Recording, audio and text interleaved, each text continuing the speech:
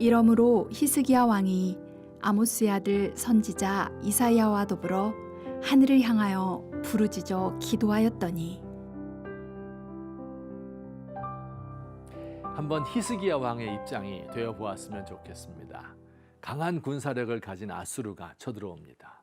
파죽지세라는 말이 바로 이럴 때 쓰는 말인 것 같습니다. 유다 인근의 크고 작은 나라들을 다 쓸어버리고 유다보다 훨씬 강했던 북이스라엘도 단숨에 정복해 버렸습니다. 유다의 요새지들도 모두 함락되었고 이제 예루살렘만 달랑 남아 있습니다.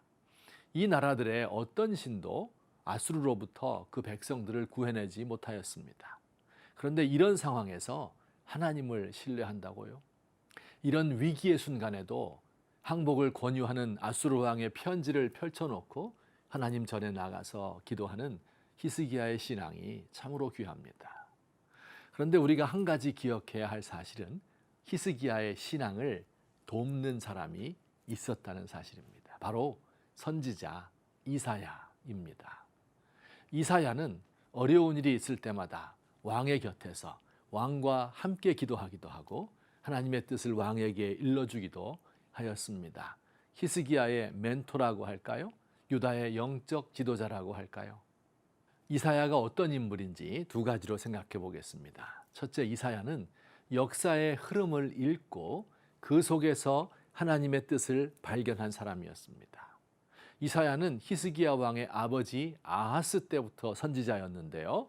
아버지 아하스 왕이 아수르에 사신을 보내어 도와달라고 할 때 그렇게 하면 안 된다고 그를 책망했습니다. 아수르를 의지하면 반드시 아수르가 아람과 북이스라엘을 멸망시키고 잠시 후 유다를 침공할 것이라고 하였습니다. 그 예언이 그대로 이루어졌습니다. 이제 그는 히스기야에게도 말합니다. 아수르 같은 나라들은 다 하나님의 손 아래에 있는 나라들입니다. 그 나라가 강한 군사력을 가지고 있어 제국을 이루어 영원히 지속될 것 같지만 사실은 몇 년 가지 못하는 권력일 뿐입니다. 하나님을 신뢰하는 유다가 역사의 한가운데 우뚝 서고 아수르나 이집트 같은 강대국들이 예루살렘을 선망하여 몰려올 날이 올 것입니다. 그러니 아수르를 두려워하지 말고 믿음 가운데 서시기 바랍니다. 둘째, 이사야 선지자는 바른 말을 할 용기가 있는 사람이었습니다. 악한 아하스 왕은 이사야의 말을 듣지 않았는데 그때 이사야는 용기 있게 왕을 책망하였습니다.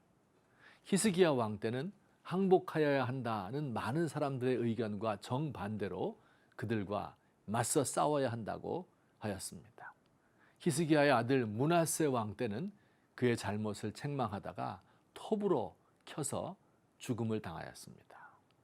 이런 위대한 하나님의 사람을 곁에 두고 있었던 히스기야 왕은 복된 사람이었습니다. 또한 이사야의 입을 통하여 나오는 하나님 말씀을 경청한 히스기야도 위대한 사람이었습니다. 많은 지도자들이 그 곁에 시세를 아는 모사가 없어서 미련한 선택을 하고 위대한 모사를 거느리고 있어도 간신배들의 장막에 막혀 그의 말을 듣지 않으므로 멸망의 길을 가는데 말입니다. 대한민국의 교회 지도자들이 이 시대의 흐름을 읽고 지금 우리에게 주시는 하나님의 음성을 분별할 수 있는 사람들이라면 얼마나 좋을까요? 그래서 청와대와 국회에서 이들의 조언을 따라 국정의 방향을 정할 수 있다면 얼마나 아름다울까요? 사랑하는 성도 여러분, 우리 성도들은 천사를 판단할 지혜를 가진 존재들입니다. 세상 일은 말할 것도 없지요. 단지 욕심과 오만 때문에 우리의 눈이 가려져 보지 못할 뿐입니다. 하나님, 정말로 우리가 세상과 천사를 판단할 능력을 가진 사람들인가요? 그런데 어째서 우리는 분별력을 상실하고 세속의 정신에 휩쓸려 떠내려가는 것일까요? 욕심으로 어두워진 저의 눈에서 비늘을 벗기시고 이 세상을 밝히 비출 신령한 빛이 내 속에서 빛나게 하옵소서.